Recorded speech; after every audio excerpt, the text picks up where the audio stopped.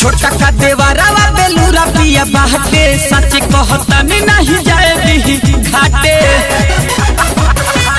राजा हो। छोटा का देवरवा बेलूरा पिया बाटे सच कहतनी नहीं जाए दी घाटे। जत रही मार्केट तक कहे बेर कहनी करता झूमर झाका कहे ना ले होइनी पड़ाका राजा जी कहे ना ले होइनी पड़ाका।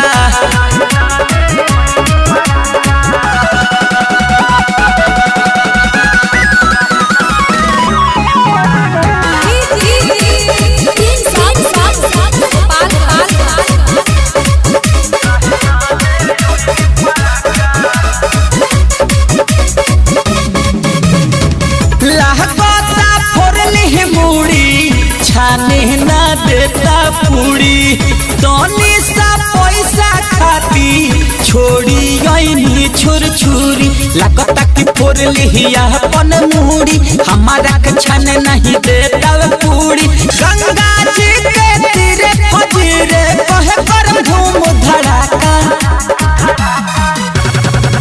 कहे ना ले योनी पड़ाका कहे ना ले होइनी पड़ाका।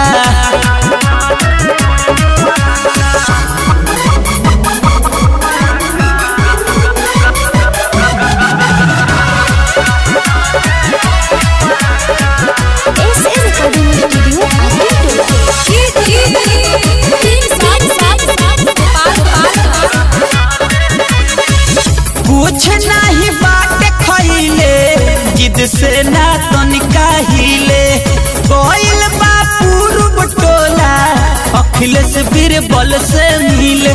कुछ नहीं अभिले वो बात खइले जिद से ना तनिको अपना हिले नहीं उमानी ले ले बखानी कहल कि राजा जी पाका कहे ना ले ओइनी पड़ाका राजा जी कहे ना ले होइनी पड़ाका। छोटा का देवरवा बेलूरा पिया बाटे सच कहतनी नहीं जाए दी घाटे। जत रही मार्केट तक कोई बेर कहनी करता झूमर झाका कहे ना ले होइनी पड़ाका। हाँ हाँ कहे ना ले होइनी पड़ाका। अरे अभियो से लिया ना दिए राजा जी।